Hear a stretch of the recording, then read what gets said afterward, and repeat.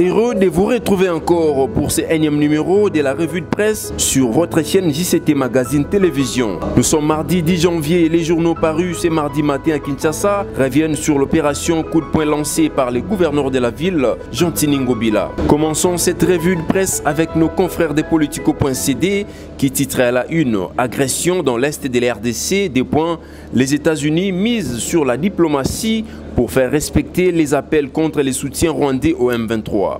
Les porte-paroles du département d'État américain, William Johan Chimonsis, a affirmé que les États-Unis comptent sur leur diplomatie afin de s'assurer que leurs différents appels lancés contre l'agression rwandaise de la partie Est de la RDC soient pris en compte sur le terrain. À en croire ces propos, les États-Unis demeurent préoccupés et attentifs quant à la situation sécuritaire sur le sol congolais et continuent de multiplier les contacts avec les institutions de la République démocratique du Congo et du Rwanda afin de pacifier la partie Est du pays. Notre diplomatie est toujours engagée dans la région avec les gouvernements concernés, les pays voisins avec les gouvernements à Kinshasa et Kigali aussi. Les États-Unis ont des équipes dans chaque capitale pour surveiller la situation.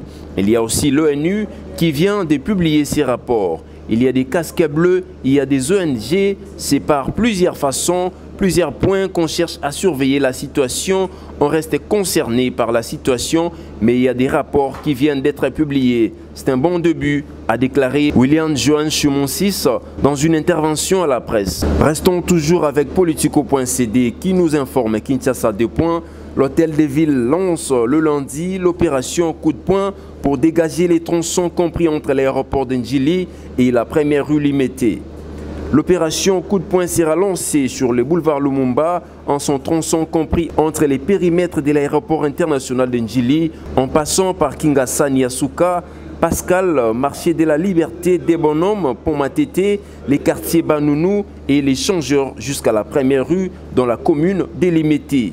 Selon les communiqués du gouverneur de la ville de Kinshasa, cette opération consistera à l'éradication des marchés pirates, enlèvement des épaves et véhicules mal garés, destruction des kiosques et terrasses des fortunes, garages pirates, l'interpellation des vendeuses et vendeurs de l'eau conditionnée dans des châssis plastiques communément appelés eau pure, la délocalisation des parkings et véhicules et arrêts des bus, mais aussi l'évacuation des points noirs ou des charges pirates des déchets pour assurer l'assainissement des lieux. De son côté, Okapi.net poursuit Gérard Moulumba des points. Toute la ville de Kinshasa est concernée par l'opération coup de poing. Toute la ville de Kinshasa est concernée par l'opération coup de poing. Ça prendra plusieurs jours. L'opération consiste à assainir les artères principales, les avenues, empêcher les gens de vendre à même les sols, éradiquer les garages et les marchés des fortunes, explique le vice-gouverneur de la ville de Kinshasa. Cette première journée est une grande réussite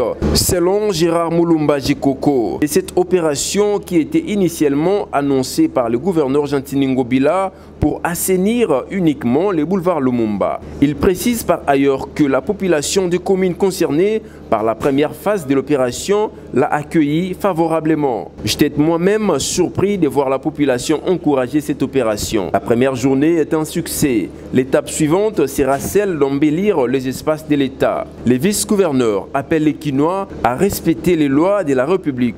95% des gens qui avaient leur commerce sur cette partie n'avaient même pas de papiers. Pour ceux qui avaient des documents, les communes ont l'obligation de les annuler. Aux Kinois de respecter la loi, de se conformer, d'être conséquents. Les récidivistes seront sanctionnés. L'étape suivante sera les ronds-points Gaba, bypass jusqu'à l'UPN.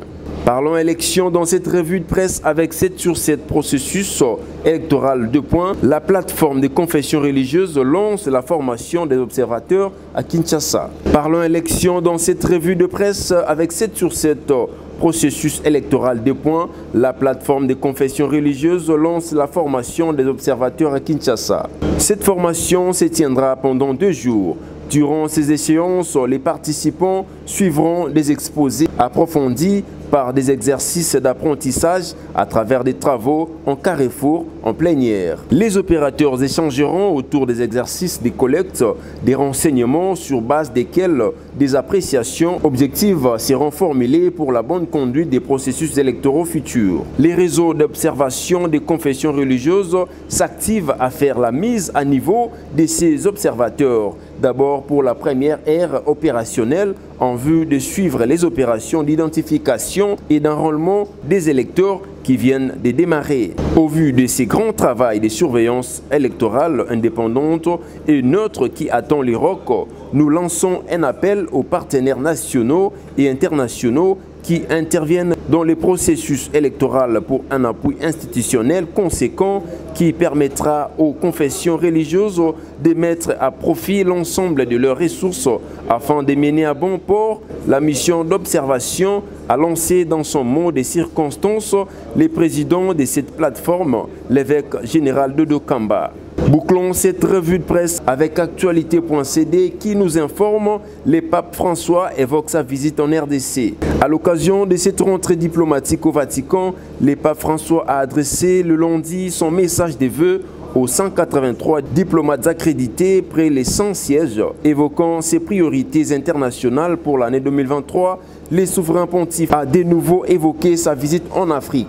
Très Saint-Père, je vous salue et vous remercie au nom de la famille diplomatique près les 5 sièges que j'ai l'honneur de représenter en qualité de doyen. Je vous présente mes meilleurs vœux pour les voyages et les pèlerinages de paix et de conciliation que vous entreprendrez prochainement en République démocratique du Congo et au Soudan du Sud, sur ces continents, l'Afrique, berceau de l'humanité. Merci Saint-Père pour votre travail inlassable, espoir pour tant de peuples, tant d'hommes et de femmes de toute latitude, a déclaré l'ambassadeur Chypre, Georgios Poulide.